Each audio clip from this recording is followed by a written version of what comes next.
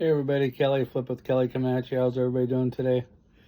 So, continuing on with these impossible questions by Tim Ferriss. We're on number 10, and he's asking, question number 10 is, do I need to make it back the way that I lost it? So, he talks about he made a poor investment on a house, and he didn't want to let it go. His friends talked him into renting it out. I suppose they're trying to do the appreciation play to hang on to the house and rent it out. And anyways, he didn't want to do that at first, but all of his friends were telling him to do that. So then eventually he did do that, rented it out.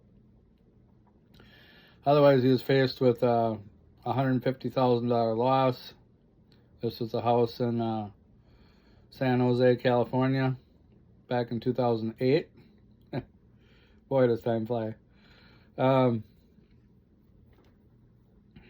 So he had an adjustable rate mortgage, got him into trouble, and then he was thinking about moving to San Francisco. So obviously, if he's moving, then he's not going to be living in the house anymore. So his house was sitting empty for a while. He did move to San Francisco, and his friends were telling him, well, don't flush that money down the toilet, rent it out. And then he was like, well, one night he was sipping some wine, and he asked himself, do I really need to make the money back the same way that I'm losing it? And then he's like, well, if you lose $1,000 at the blackjack table, should you try to recoup it? He's like, probably not. And I've been to the casino before. I've seen people, they're winning, they're playing. This one guy, and then all of a sudden he quit playing, and I was curious, so I asked him, I said, well, why did you quit playing? He says, well, the cards weren't coming the way they were coming earlier. So it's along the same lines. Like, in that case, that guy wasn't losing, but he wasn't getting those winning hands. So and in Tim's case here, it wasn't a winning hand because he was moving and stuff like that. But so so he said he could, instead of trying to recoup that loss and hang on to the house that was losing him money, or he was faced with losing money, he said the easier choice was just to create income somewhere else. And for Tim, this meant doing speaking gigs, consulting, etc. To put him back in the black.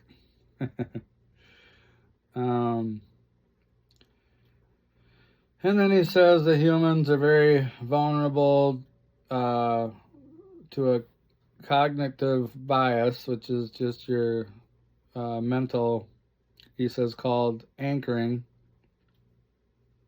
A bias towards, you're more partial towards that. You're whether it's in real estate, stocks, or otherwise. And he says that he was no exception. Then he said he made a study of it, and a lot of good investors recommended to him the book Think Twice by Michael Mauboussin, Maubousssin. And shortly thereafter, he sold his San Jose house at a large loss. And then he said once his attention was freed up, opened my mind, he quickly made his money back elsewhere. So how can we apply this to wholesaling? Well, that's pretty easy. Or maybe just apply it to real estate in general. I've done deals over the years that I've made money on, made a lot of money on, mostly in wholesaling. Did burst strategy, made about 20 grand on that. That was my grandma's house back when I was in my 20s. Well, it was actually a duplex, and I bought it from a landlord, tired landlord, and he sold it to me at a pretty reasonable price. I've had deals where I broke even on, and then I've had deals that I've lost on. So when you lose, some people look at that as a failure, a fail. I guess you do actually lose money on that deal, but once shame on you, shame on me type of thing, right? So you just want to learn from that mistake. You want to learn what not to do, so that when you go forward, you don't keep repeating that. You learn how to do it the right way. So yeah, it's a good thing. Don't hang on to your losers. Got to cut them loose and focus your attention on what's going to make you money, on deals that are going to make you money. And make the changes, implement, change, learn, and get 1 or 2% better every day. Heck, 10% better every day be better yet, right? So, let's see.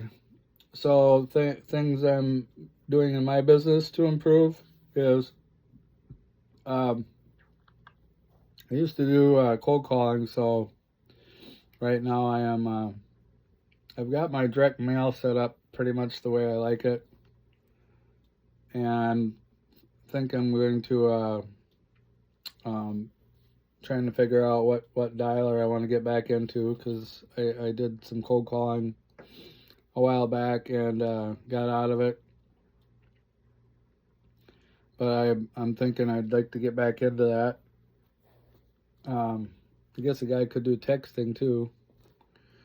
Some people say call them, and if they don't pick up, if there's a system, if you're using a system that will automatically text them if they don't pick up. So that's kind of an interesting idea there too. So yeah, today I'm looking into dialers. Got some markets in mind. I should probably do some more market research, but going into these markets, no way in heck you can do them all at once, unless you want to like just go after the gravy of them all. But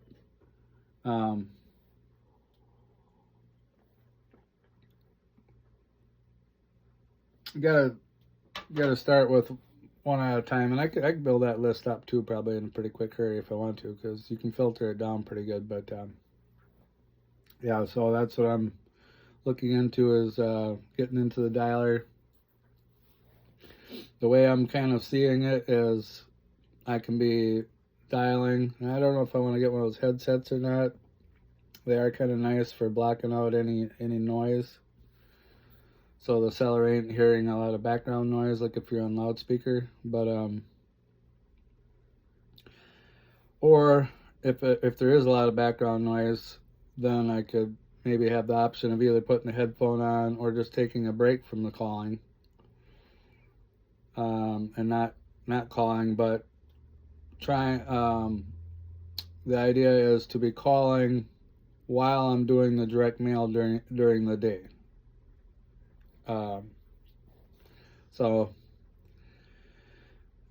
Or the other way to do it would be to call during the day and do the direct mail at after calling, not during calling hours. So calling hours are probably like 8 or 9 in the morning until about 7 or 8 at night, and then do the direct mail like before and or after the calling hours. But yeah, it we'll fall into a rhythm here, and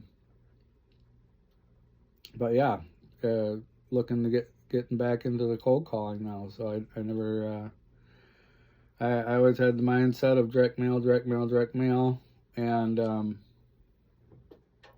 I gotta kind of look at your time and money budget, and your strengths and what you like to do, and then progress forward with it all.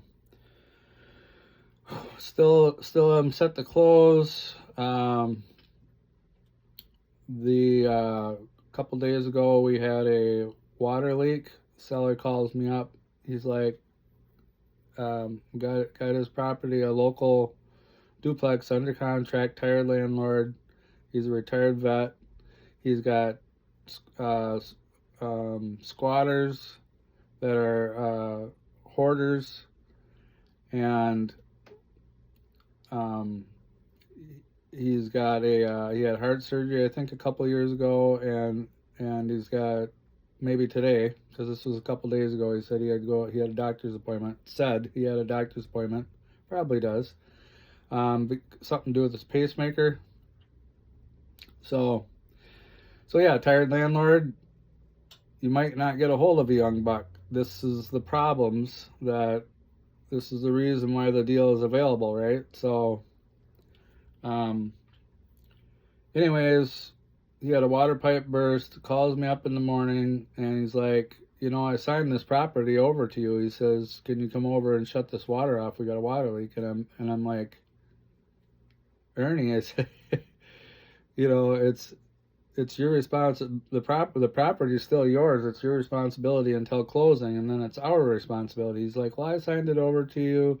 He says, I got this heart problem, and then he's also got more properties, so he's trying to leverage that. He's like, well, why should I sell you more properties? I think he might have another 5 properties or so. At one time he had 17, I guess, but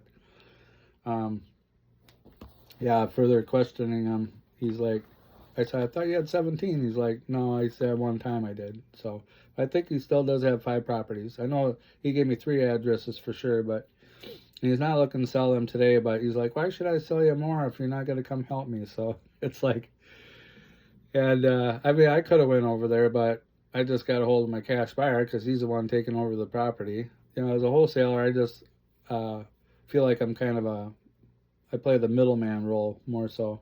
But, and the cash buyer's like, Jesus, he's like, oh. So he's got a project manager and a whole crew of flippers. So he sent the guy over there right away. And, but then he got back to me and he's like, can you do 5K assignments instead of 10? I'm like, yeah, that's fair. I guess I could have done some pushback on that, because, I'm just the middle guy. But I try to think of things as common sense and make it a win-win-win for everybody involved. Now, the seller came down in price, which, they kind of have to in order to make the deal work. The buyer went up in price during the negotiations initially, and although, should I really have to come down on my price? Well, I did. So this will be the third deal I've done with this. This will be the third deal that I've done with this cash buyer. He's an awesome guy, and if you can make things a win-win-win, remember, hogs get slaughtered, pigs eat. So that's the way I look at it. It's the third deal I've done, and with this cash buyer, and I'm more than happy to do business with him, and I think he's more than happy to do business with me. And there'll be other deals coming down the road, so down the pike. Also had another cash buyer who also happens to be a realtor, called me up last night, and he's like, hey, you got any deals? So got to get after my dispo a little more too. When I get a deal, I do reach out to my list, so I stay in contact with these people. But so now that guy is in the forefront, and probably bold him on the spreadsheet of the cash buyers, and definitely make sure I reach out to him. Probably with a phone call, because he called me.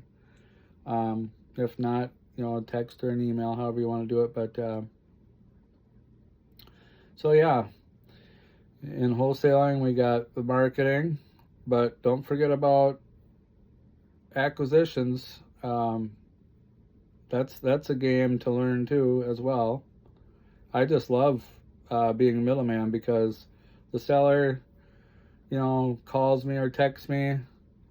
This 80-year-old gentleman, super nice guy. He don't email, but and the cash buyer comes back. So as you do these deals and you get the information and you see these negotiations play out. How do you get if you had 3 wishes, you have like $1 million, or you could have see what might be something else that you want. You want happiness. You want whatever these things are. What's the one thing that you could ask for, that you could have all of that stuff in just one wish? Any ideas? If you had wisdom can get you money. Wisdom can get you happiness. Wisdom. So there you go. The more longer you wholesale, the more longer you're in real estate, the more longer you invest, the more longer you life experience. So as long as it's the wisdom, like as you're doing these deals, jot down at the end of the day, at the end of the week, what the cash buyer told you, what the seller told you. You're gathering information. You're getting scripts, so you know how to talk to people. It helps you negotiate. You learn how to poke at the pain a little bit, and what to use as leverage. And it's just very educational. It's very interesting, these conversations, and you can apply it going forward in future deals and get better every day. So yeah, I will keep you abreast of the journey here as I go along, and got that closing set for 2 or 3 weeks. Got the assignment of contract signed, and as soon as I get off here, I'm going to make sure that I get the date in the contract of the assignment of contract of that when the $5,000 non-refundable EMD needs to be turned in, and I'm going to follow up with the title company on that one. So, all right, I got my task, many tasks to do today. This is Kelly. You guys have yourself a great one. If you found any value in this video, smash the like button. And if you want some free skip tracing done, I can do a list of like 1,000 for you. Just hit me up below. Comment below. There's a WAP down in the description. Message me either way. So this is Kelly. Subscribe, like, do what you gotta do. Do you. So this is Kelly out. Have a great one.